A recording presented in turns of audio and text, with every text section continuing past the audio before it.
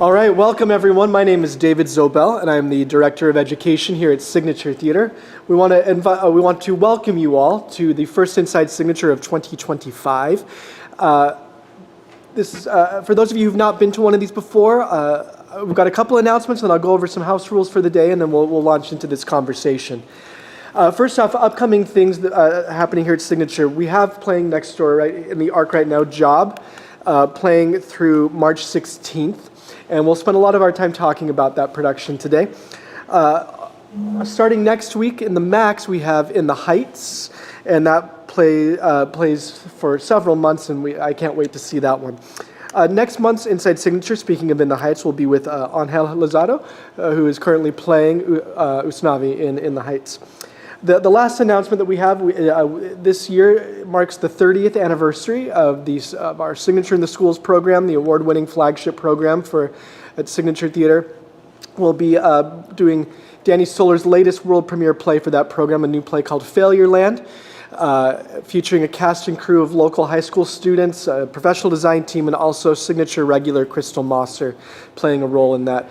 Performances are on March 3rd and 10th on the set of In the Heights, and we hope to see you all there supporting them in the 30th year of this production. So, if you've not been to one of these events before, the format is pretty simple. After I introduce our guests, I'll ask questions. For our friends here in person, if at any point you have a question, just raise your hand good and high, and I will call on you at an appropriate moment. For our friends joining us at home, when you have a question, just throw it in the chat, and in an appropriate moment, a member of our staff will pass that question on to us. We will repeat the question so that the mic picks it up, and then we'll go from there. So we have with us today Eric Hissom, currently performing in Job. How are you doing today, Eric? All right. Good. Excited to be here. Yeah, thanks for joining us. So let's talk life and bio a bit first. Where are you originally from? That's always a stumper for me. Okay. I know it's a simple question. I was born in Kankakee, Illinois, which is kind of outside Chicago, because my parents, who were 19 at the time, were attending a university there. But all my people are from West Virginia. I'm a hillbilly. Okay. But then we proceeded to move all over the country. So I've lived in West Virginia a bit, but I've lived in when I was a kid, I lived in Oregon, Texas, Colorado, Georgia, Virginia, etc. Several places. And I went to high school. I graduated high school and college in Ohio. Okay. So I got around a little bit. Okay, that's fair. And you wear many different artistic hats: actor, director, playwright. What's your artistic story? How did you fall into all of this? I went to Miami University in Ohio, and I had done some theater in high school, and I went out to the I didn't declare a major, and I went out to the theater. They had what they called call out. I think that's what they called it, but it was just like introducing freshmen to the department, and they'd have a little show and a reception and all that. And I was just so taken with it that I started doing theater right then. And really, my life hasn't changed that much in the 45 years since, or whatever, 40 years. I just try to line up a season of plays to perform in. I have directed and taught, and I write plays. And I've had some of those produced. And so it's just been my life. I'm interested in the whole package, and so that's what I've been doing for a long time. So when you did shows in high school, it wasn't the career yet. It was just a hobby. Well, we moved a lot, as I said, and we moved from Dallas, Texas, where we were living. And my father was a preacher. I'm a preacher's kid. So he had a church in Euless, Texas, which is in the metroplex between Dallas and Fort Worth. And we moved in the middle of my junior year to Defiance, Ohio. Defiance, what a name. Yeah, there was a Fort Defiance there. It was a Civil War fort, and there's a couple rivers that converge there, so it was strategic. But I had done a little theater, and it was just a way of sort of finding my place, my tribe, and something that I had a little bit of interest in and a knack for.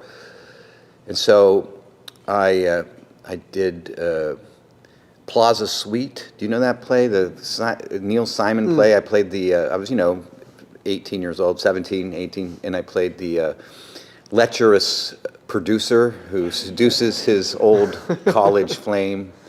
And my father was a fundamentalist preacher, and I'm playing the guy. I'm pouring big drinks of whiskey and smoking and seducing this married woman. So that was great for the church to see.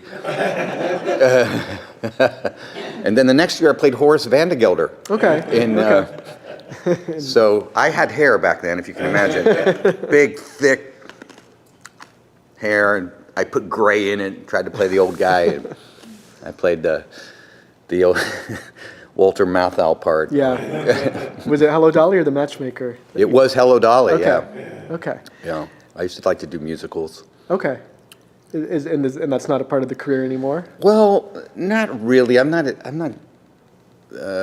sure. Yeah, I could be. What I do a lot is I played the musical person in Shakespeare a lot. I play the piano and the guitar and ukulele, and I played these things in shows and sang. And I sing sufficient to be the sort of traveling minstrel like Festi or something, but not necessarily to, sing a solo in a legit musical. But I could play one of the character. Now that I'm an old guy, Yeah. I mean, one of those guys who croaks out a song. So you went to college. You ended up studying this. What happened post college? I went to. I graduated from Miami University in 5 or 6 years. Okay, take your time. No, I was on the 5-year plan, I guess. And then I went to Indianapolis, and I did some children's theater and a bunch of like rogue storefront theater in Indianapolis. And I auditioned for grad schools there. So I did that for a couple years of just sort of getting my feet wet in the semi-professional theater world in Indianapolis, thriving theater community. And then I auditioned at the ERDAs for graduate schools, and I got into the grad program at Florida State, which is at the Oslo Conservatory in Sarasota, with a pretty good financial aid package. I mean, Okay. yeah. And so I did that. I went to grad school for 2 years in Florida in the late 80s. Okay. And then I've just, I lived in New York for a while. I've just tried different things. And my first show in D.C. ever was, I did the Scottish play. I'm superstitious, so I'm not going to say the name, but at the Folger in 2008. And that was directed by Aaron Posner and Teller, who were the partners on The Tempest at Roundhouse a couple years ago. And so that was my first gig here in the DC area, and I just loved it. And I was so surprised at how much theater there was. So it was such a robust theater community. And I spent a lot of time in Philly, and I think this community dwarfs the Philadelphia theater community and is rivals of Chicago, and some say it's more robust even than that. The pandemic, of course, put everything on its head all over the place, but it's coming back, and there's a lot of theater. So I fell in love with it, and I just kept working here, and then eventually I moved here. Great. Yeah, That's great. So that's the, I guess, short version of all that. I love it. And you said you mentioned your preacher father. Were parents supportive of the artistic path? Yes, very oddly, my parents, who were very, very conservative Christian people, were extremely supportive of me doing this. And I'm not sure why, because I had so many friends whose parents weren't supportive of them going into theater. And if anybody was going to be unsupportive, it would be people like my parents, I would have thought. But they really believed in me doing I think they perceived that I had a great interest and a gift for it, and they supported that. So I gotta, I really appreciate that. I didn't have to sneak around to do theater or like whatever. Yeah, that's great. Like you said, you wear many different hats: the acting, playwriting, directing. Is there one of those hats that you feel you fits the best, that you wear the best? I make a living as an actor, Yeah. and that's what people want me to be, apparently. I mean that's my bread and butter. I'm and I haven't directed. I directed a couple years ago for the first time in a while, but I would say what I'm really getting into now is playwriting, and I have a play that I'm having read at the Capitol Hill Arts Workshop Awesome. on February 17th. If anybody's interested in coming to that, you can get a hold of me and I can maybe get a spot for you, because we have a few spots left there. It's called Shakespeare and the Zombie Plague of 1590. And it's a mashup of a lot of Shakespeare stuff and, zombies. So, of course, yeah. And I don't think it's that weird. Some people think it's weird because there's monsters and ghosts and witches and stuff in Shakespeare, so that's what this. But I a couple years ago, I directed another play of mine at a little theater up in Catskill, New York. That play's called Rude Mechanics, and so I'm hoping to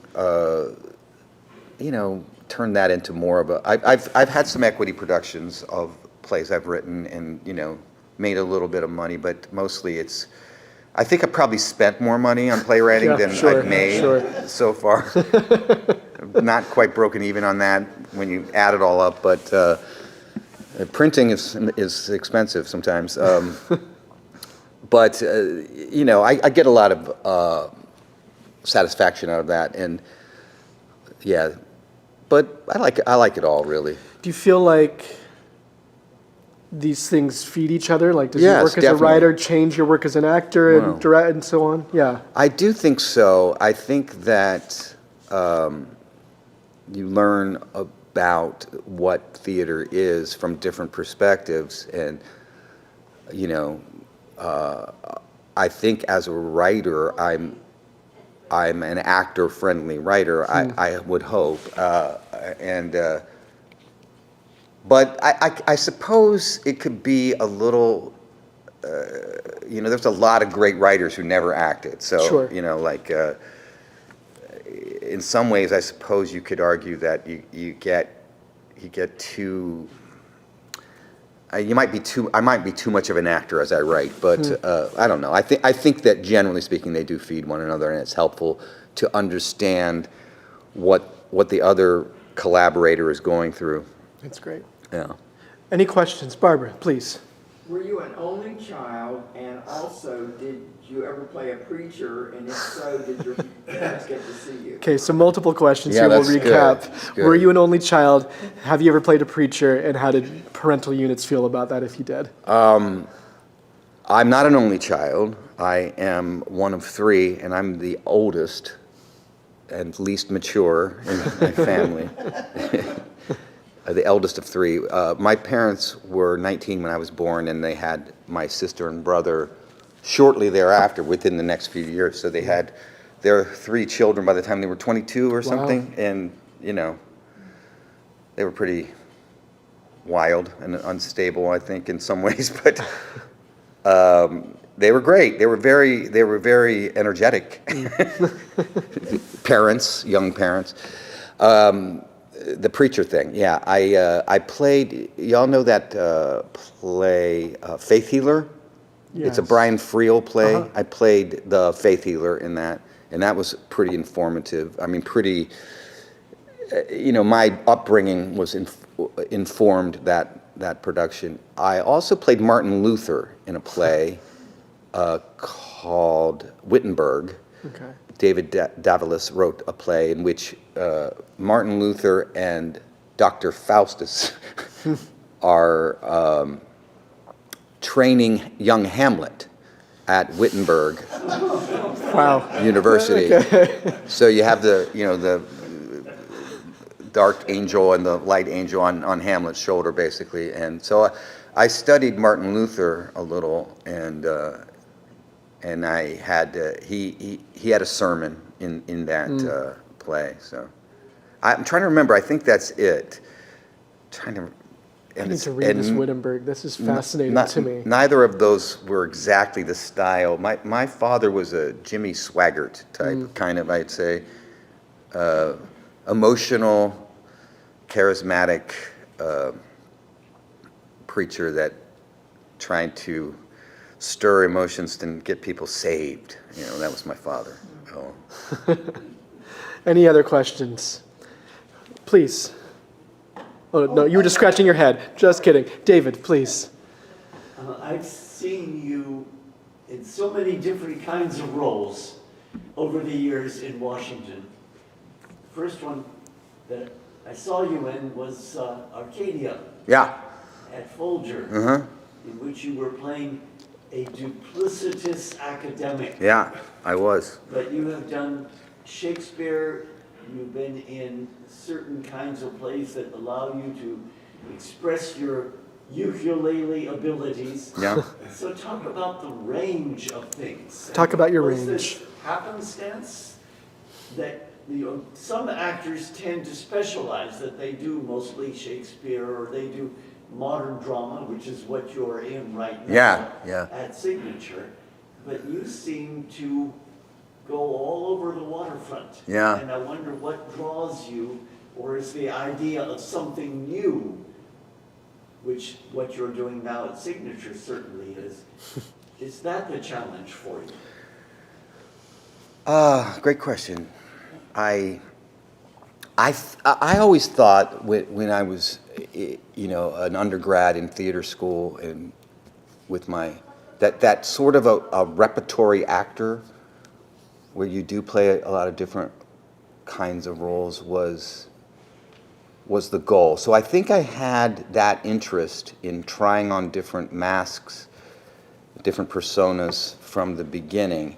Now, you're right, not only do some people like to specialize, but the business in general conspires to make people specialize, I think. When I first hit New York in my late 20s, agents were like, they were really kind of focusing on a type, like what's your type, and know who you are, and there's great wisdom in knowing what people are going to see you as and what you're likely to get cast as and what audiences are going to buy you as, but that's not how it felt inside. Inside, I wanted to be able to play the hero or the villain, the clown or the king, comedy, tragedy. I wanted to do it all. And somehow, in spite of some of the pressures of the business, I've managed to do that. So, was there more to your question, David? Look, is there any particular area that you find pulls you? That's good. I do love what I'm doing now. I always did the new plays, newish plays that are fresh. The playwright was here for opening night, and we got to meet him via Zoom on the first day of rehearsal. And this is the first production outside of New York of this play, and that's super exciting. Obviously, the play is, though it's set in 2020, it could be now, really. And it's about very contemporary issues, and it's seen through a contemporary mindset, I think, about mental health issues and online, the Wild West of the dark web, that kind of thing. So I think that's exciting, but there's something about doing stuff like Shakespeare and new plays that feed one another. It's like, in some ways, a lot of our Shakespeare was a great, like, pinnacle of, or like great tent pole in the development of world theater, and in English, like the top, and at least in the beginning, a foundational writer for dramatic arts in English, and so, and he obviously he was a new playwright at one point, Right. and he was producing plays that were fresh, and all that, and so somehow that they feed one another, and although there's vastly different styles and everything, but I think I could ramble on about this for a long time, but I guess I'll say they feed each other, and they complement one another, and then everything in between, But I guess I'm drawn to theater in general that has a little depth, and not necessarily a strong message, but like exploring some challenging things. I think, having said that, I just did Death on the Nile at Arena Stage, which, yeah, there's some deep stuff. People get killed. But There is murder. But it's Ken Ludwig, and it's like, I guess I think of it as commercial entertainment, Yeah. and it's really fun to do. So, and audiences really like it. So there's something about that too. So I guess they're palate cleansers. You do a little Shakespeare, you do a little Ken Ludwig, Agatha Christie, you do a gnarly little new play about where you're kind of in this. How many people have you all seen it?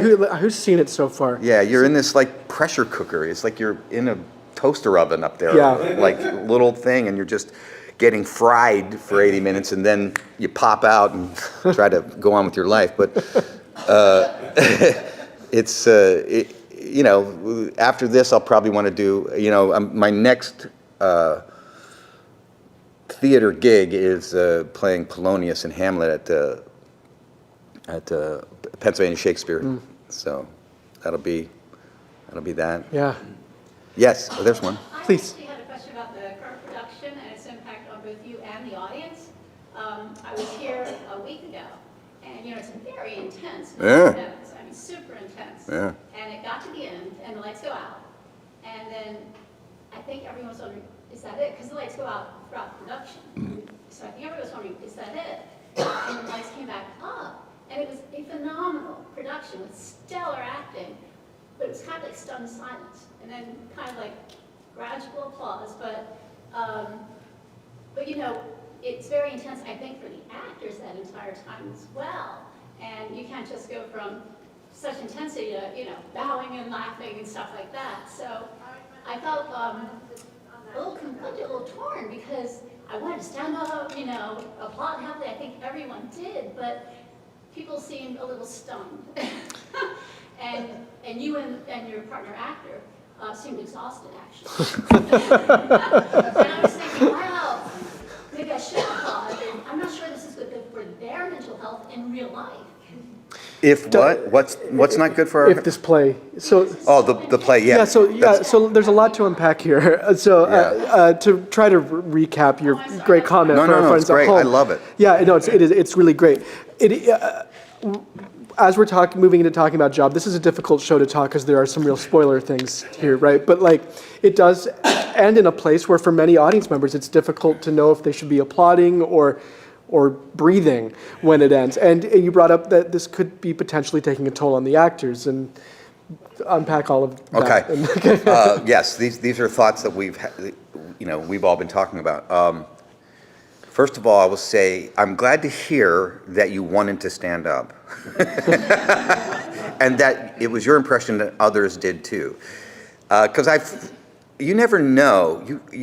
One thing about, at least for me, when you're performing, you never see the show, and you don't really know how it's hitting people really. I mean, there's strong indicators and things like that. Some actors go, oh, they know. I don't know how people, and with a show like this, everyone's going to react differently.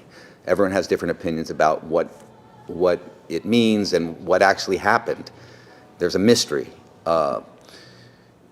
And there is a stunned silence at the end. We know that because of the nature of the show and some of the previous blackouts in the show, sort of the style of the show, that it's reasonable that the audience would not know it's over. And we've decided that's okay.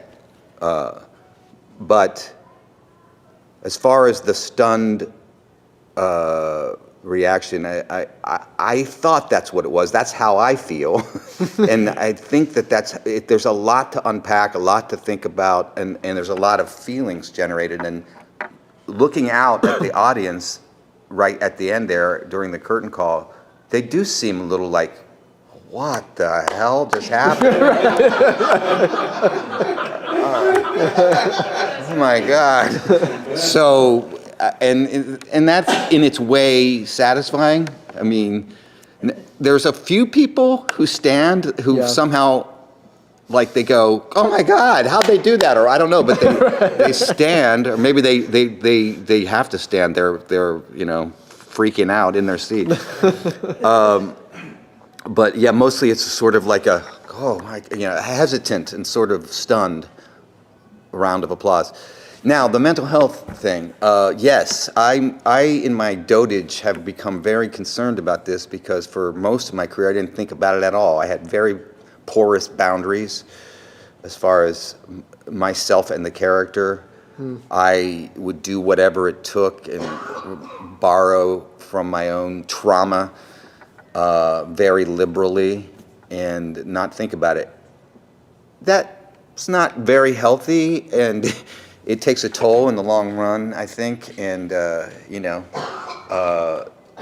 a lot of, I guess, advances, or at least I've increased my awareness of mental health protocols in terms of how you approach this kind of thing.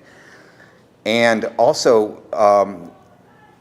the theater world in general has sort of, the consciousness about this has risen, and so resources are available. And the first or second day of rehearsal, we had a meeting with an intimacy coordinator, and there's no, kissing. We don't really even touch each other in this. And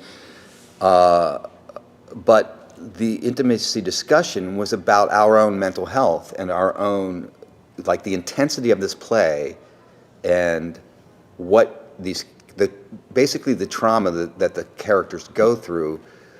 Your body doesn't know the difference really very well between actually experiencing that and experiencing that in a high level, performance like that, where you're deliberately sort of triggering and arousing your nervous system, and sustaining that for the entire play, really, for this one. So there's things you can do to kind of address that, and one that Jordan, my castmate, and I do is that we have a sort of a check-in and a check-out, and it's a little bit of a ritual, secret handshake. And I do my own thing, prepping for the show, and sort of like basically convincing my inner child that this is pretend. And that I'm putting on the costume, I'm putting on the jewelry of this character, and I'm going to use my own body and mind, but it's a character and it's for art. And then I have my own thing coming out of it. But Jordan and I have a thing that, because you're kind of trying to send a signal to your mind and your body that you're entering this zone, you're exiting it, and it's very clear. You're trying to make it as clear as possible to your mind and your body. So, sorry, that was a long-winded, but that's a big question, and it's great. Just like in a lot of our society, the theater has become very savvy about protecting performers in their mental health. It's still hard in many ways because there's only so much you can do, I think, if you're going to do this kind of work. But You could do more Agatha Christie, maybe. Thank you. David, and then online question, please. Following up on that excellent question, it strikes me that in this role, you have to do various levels of acting because you're playing a therapist. And the therapist, as you say in the text, in the performance, has to be concerned about the welfare of the patient. Yeah. But at the same time, because of the situation, no spoilers. Thank you. You're having to act as well. The therapist Yeah. that you're portraying has to act in order to diffuse the situation so that it won't end up in a 911 call. Right. And so at a certain point in this, your character sort of loses it. And so I wonder, it's a 5-layer cake of acting, and I wonder how you roller coaster that. Yeah, that's a good question. Layers of objectives going on here. Yeah. Well, You're acting for your life. Yeah. yeah. Well, Matt helps a lot with that. You can really rely on the guidance and the feedback from a director on that. Like if you're tipping your hand too far one way or another, the director really helps you with that in terms of like you're saying, there's multiple things you're playing, and if you're giving too much of this or that or not enough of this or that, then he can really help with that. And also, as we work on it, just collaborating with him in terms of what we think is happening, what we think is the best approach, and then we just play with it. But yes, you have to, and there's all kinds of subtle things that you work on in terms of conveying, if you can, that this person is thinking at least two things, and sometimes more than that. And then they say this one, but you can see they almost said something else. And so, and there are, you really play with it. Like there's a time in rehearsal. If you came to watch a run through a couple weeks ago, you would see a different play in some ways because of where we were experimenting with that, and like what was landing, what was really provoking this character. And then of course there's the other character who's got all kinds of demons and things going on, so we have to negotiate all that. Is that sufficient? Sort of. It's hard, but it's fun. It's really fun to do, to sort of try to convey. I'll just say one quick Please, thing. David. Because your character, in a sense, has to protect himself by acting. And that's good, yeah. And so you are an actor portraying a character who at certain points has to act Yeah. to protect himself. Yeah, that's and good. also offer some hand Yeah. out in helpfulness to the troubled Yeah. other person. Yeah. Well, that makes me think of something, because from my perspective, and I don't know if other people feel like this, but I think that human beings act a lot. And I saw an interview with Marlon Brando once, and everyone thought he was so weird, and he was on, it's a YouTube thing, a Dick Cavett interview, and he's saying, saying,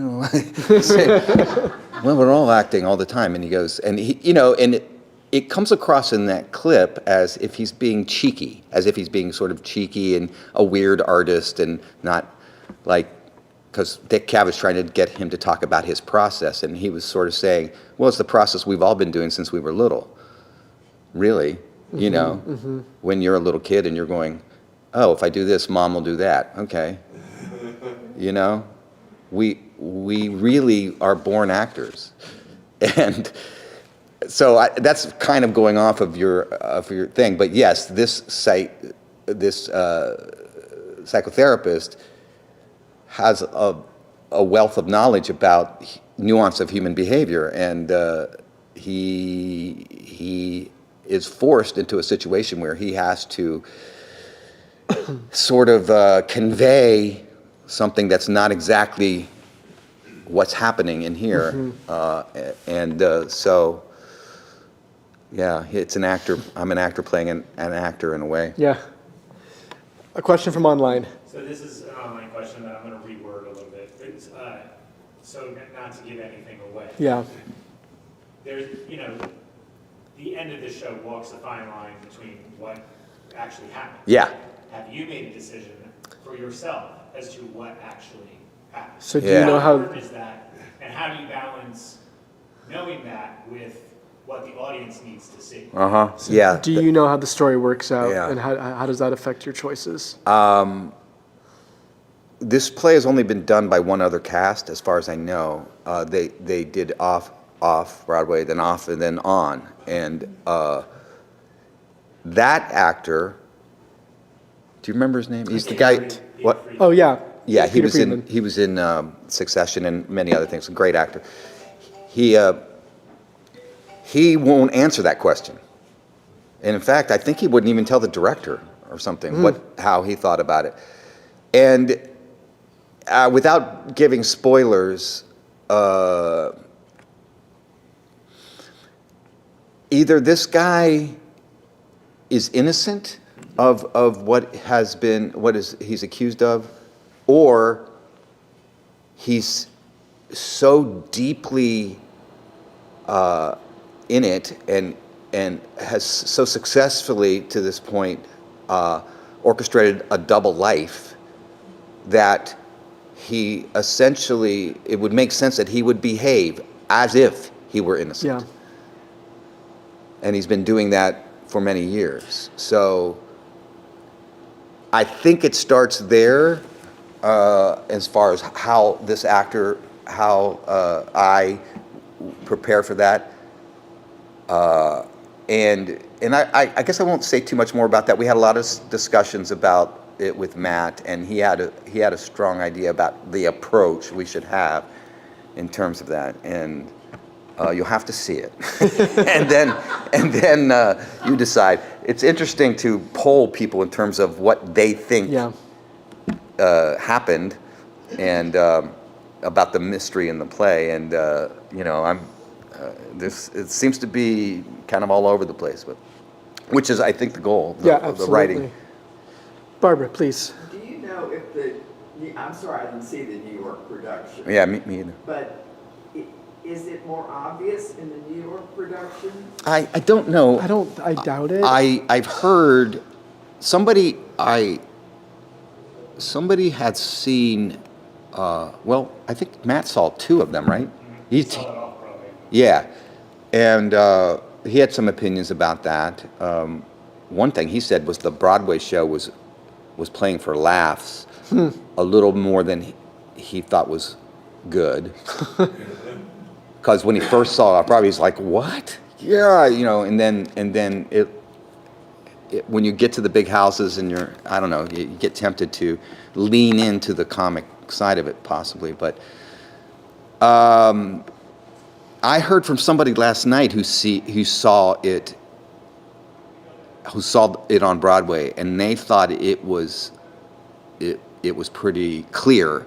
But the thing is, people think it's clear, but they have different opinions, My partner, Kimberly Gilbert, some of you know her, she's adamant that that my character's innocent. Now, she might be biased, but maybe she's just, I don't know. But we drove home after opening, and she didn't stop talking about, making her case that I was innocent. And I'm going, okay, good, yeah, great.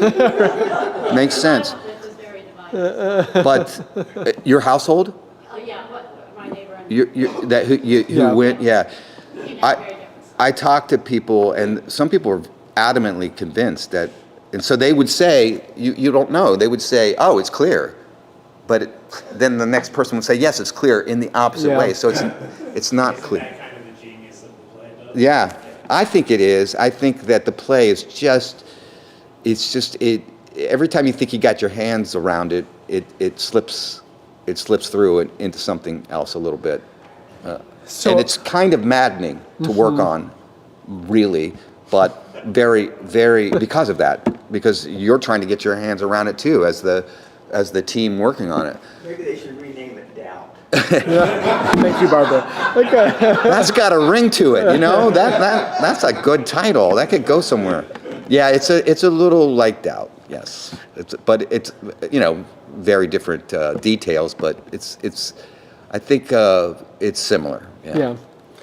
I'm realizing that for those who haven't seen the show, they probably have no idea what we are talking about. So without spoiling it, could you give us like the elevator pitch, what this show's about and who your character is? Yes. Let's see. I'm a psychotherapist in the San Francisco area, and I see a lot of Silicon Valley people, and I'm a young woman who works in a high level in a tech company has been sent to me because she had a breakdown at her work and was put on leave, and the only way she can come back to work is with a psychiatrist. Okay, so she has to come and see me, and I have to evaluate her and weigh in what she should do and when she should go back to work and all that. And I guess that's the premise. Yeah. And I'll say a little bit of what she does for a living. What her job is to monitor the dark web. So some real atrocity, some real like traumatizing video and content that she, because the company has all these algorithms and bots that sort of track things, but then some person has to ultimately look at them and determine what to do with them and how to go after these people who are hiding in the dark web. And that's her job. So she talks a little bit about what she sees every day on her screen, and it's quite traumatizing, or potentially. And she's, I would say, is in somewhat of denial about how traumatizing it is. But anyway, that's the setup. And there's a whole other mystery that's kind of comes out of that really is what's driving the play, and I won't talk about that. But yeah. What excited you about this play? It's short. Yeah, but truthfully, like it's not a 4-hour epic. I'm a big fan of the 85-minute. Let's go home. No, but it's that thing where you start reading and you're going. It's contemporary issues. It's stuff you're seeing on in the news all the time, and so you're reading and going, oh, okay, yeah, and then something happens. You go, wow, what? Read a little more. What? This has pulled me in. The mystery, the kind of clever and in-depth way it goes into some of these contemporary issues. Really interesting, really kept my interest, and I read it. Matt sent it to me, and I read it, and then a couple days later I read it again. You can do that when they're short, like this. You can just sit down and go, I'm going to read this, and it takes you an hour, and you're done. And so it's the kind of play that I would have said 20 years ago, this was my favorite kind of thing. A play in a small theater, intimate theater, where it's almost acting on film. Yeah. And you're into some sort of intense psychological drama with some dark comedy in it. I would say, yes, sign me up. Now, in my dotage, I'm like, that's hard. It's hard, and Death on the Nile is really not as hard.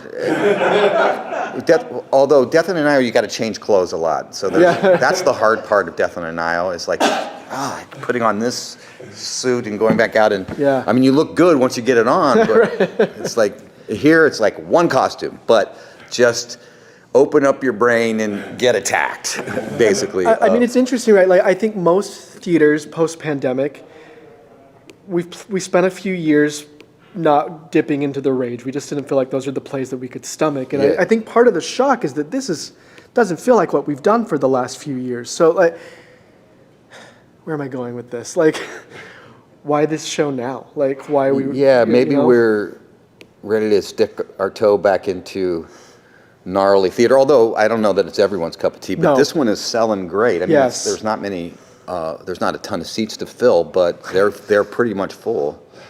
It's been full every night, and I'm hearing it's virtually sold out for the run, Yeah, right? it is. So that's a nice thing too, is to be able to do a show and you don't see any empty seats. It's great.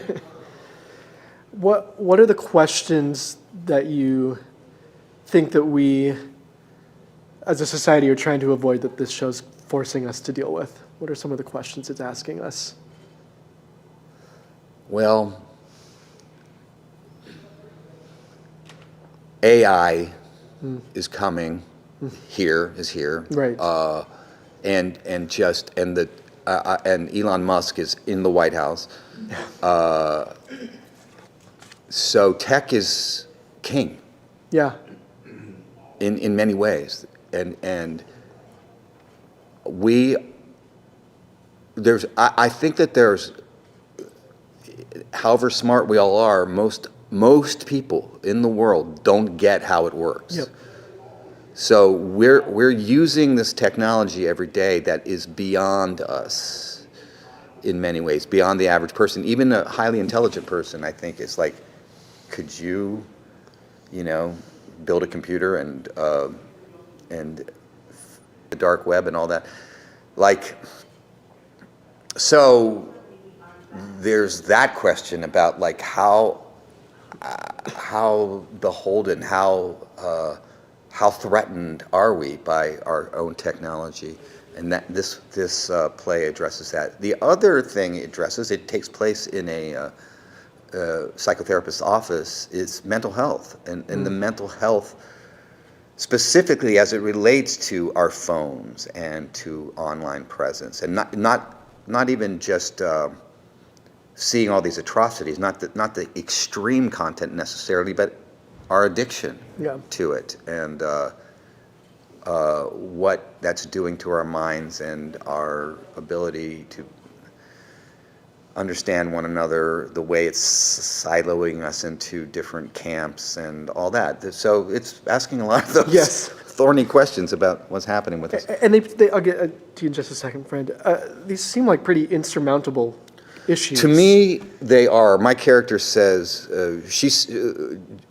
Jane, the other character, says to me, I don't think either one of us is smart enough to know why a company like mine is so successful. And I say to that, I am certain I'm not. I'm not sure about you, though. Us old guys look at the younger people and go, help. Right. Because I don't get it. And like, even if I have a computer, I'm online all the time, but like, there's a way I quickly get in over my head. So yeah, it does feel insurmountable to me. Is there hope in the world of job?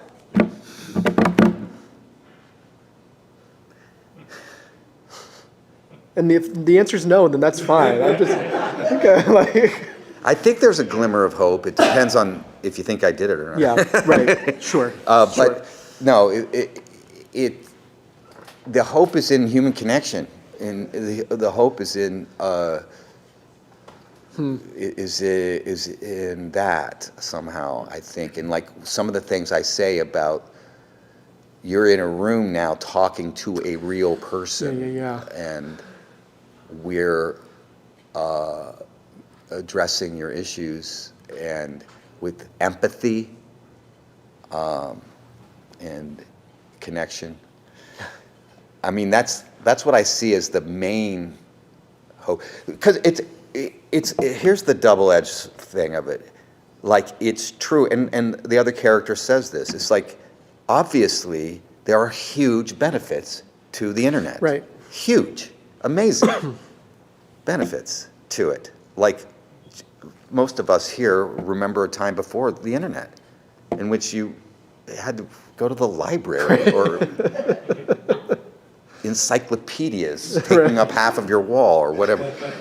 Now it's just a oh, all right. That, Being told by your parents to look it up. yeah. And so, and in terms of communicating with one another, this right here, the Right. fact that people are watching this and they didn't have to leave. They could be in their pajamas, having a cup of coffee. Cheers. It's awesome. Yeah. But it's just like a lot of things, advances in technology. It's the genie's out of the bottle, Yeah. and we don't know what's going to happen with it. And it has a mind of its own in some ways, it seems. And Do you think that theater has, or maybe narrative in general, has a responsibility for finding solutions, or is it just, or is the task just to Yeah, present the solution, present the think that- problem to the world and let somebody else figure it out? Right, that's a good thing. That's a good question. I appreciate a play like this that asks more questions than it gives answers. Yeah. It's just like, have you thought about this? And but I think some people find that frustrating. Yeah. But and I'm not sure that. I don't know. Like who is the playwright who could really go, here's what we should do? Here's the solution to the internet, right? Yeah, here's the solution to the internet. Yeah, into intergenerational conflict, right? Yeah. But I think it is, and it always has been, there's been a call to artists to address these issues, these kinds of things, these societal, relational issues. And, the human condition as it is now, as we are interacting with our own technology that mimics us back to us, Yeah. yes, the artists can sort of address this, and artists are, there's a lot of theater and film and TV addressing it. So Yeah. We'll figure it out. yeah. Your question, please. It's gone. Okay, all You good. mentioned the dark web. And Yeah. that's, so are they touching on people who don't know they're being watched? And so that's why it's almost a denial. That it's like robots and automation in the 50s. And it's okay, just won't go anywhere bad. Yeah, and the surveillance that is ubiquitous. There are cameras everywhere, and we are tracked. Obviously, the algorithms on it, it's uncanny. Yep. I'm talking to Kimberly about something, and then I get an email about it, and it's her. She's the one who's been searching. Yeah. Not me, but we live together, so they know. I'm like, why am I getting pitched this product that she's looking for on her computer? Jeez. Or, Siri's there, and we're talking, and then we're going, how did well, it's, we have a Google Drive, and hey Google, and Google will say something, and we're like, how did they know that? About us? Yeah. It's upsetting. Okay, Barbara.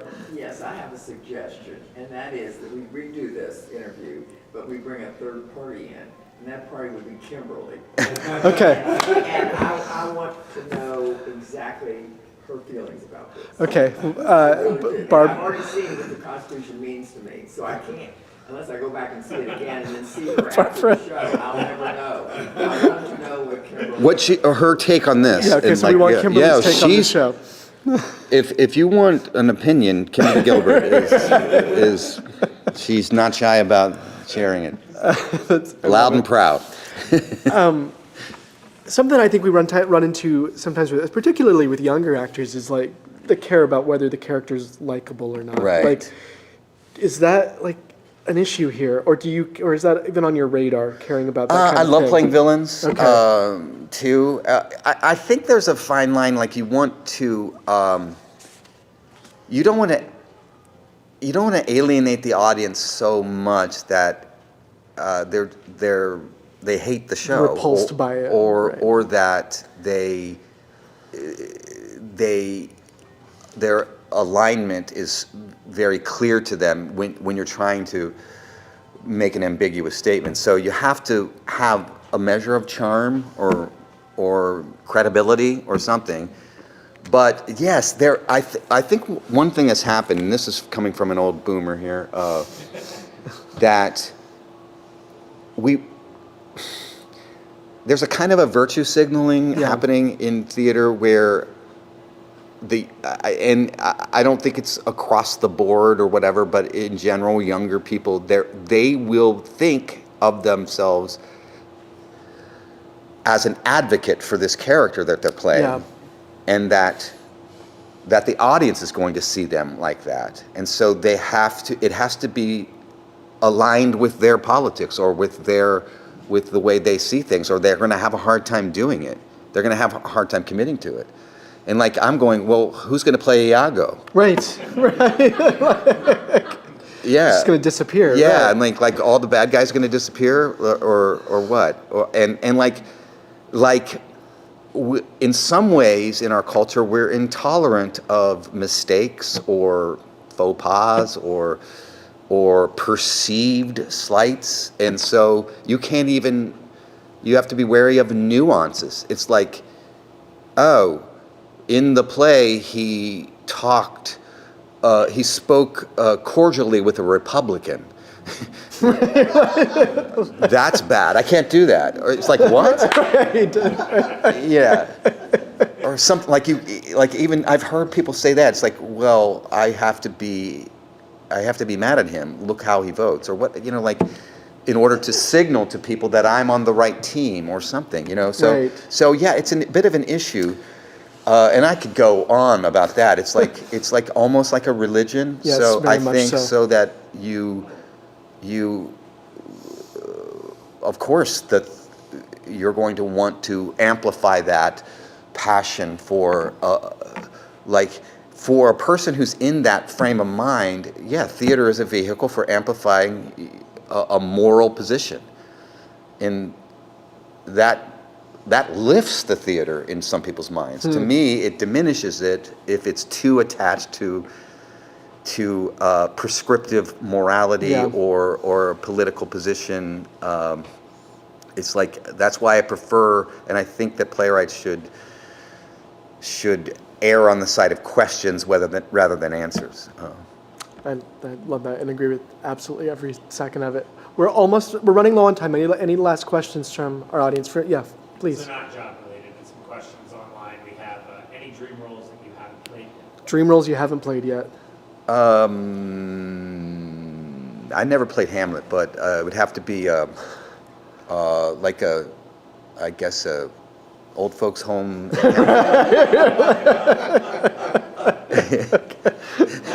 Hamlet. Somebody out there. Hamlet. Yeah, like I get this question, and it's a hard one because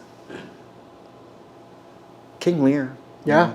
Yeah. For sure. I'd love to play that someday, and I could play it now. So yeah, the old guys. Another question from online. This is a very specific question, and it's so random that I feel like I have to ask it. Okay.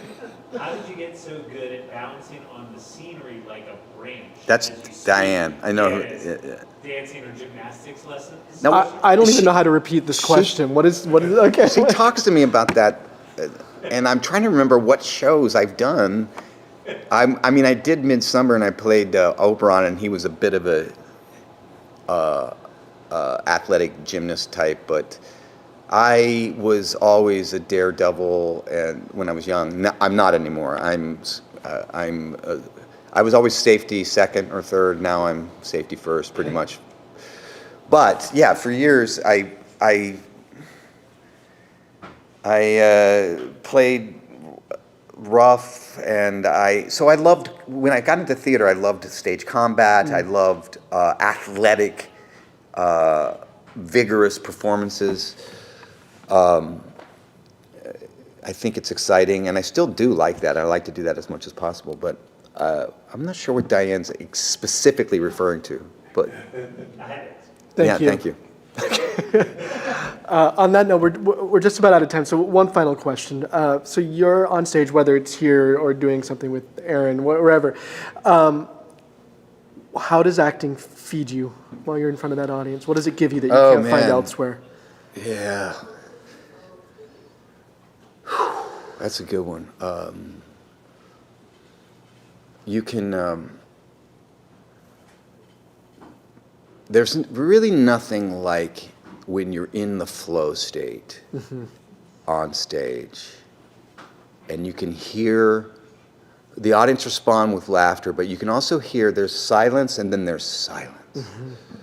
And you can hear it, you can feel it, and you can feel the energy of the audience. And I don't know how much audiences are aware of that, how important they are to live theater, very important to the execution of it.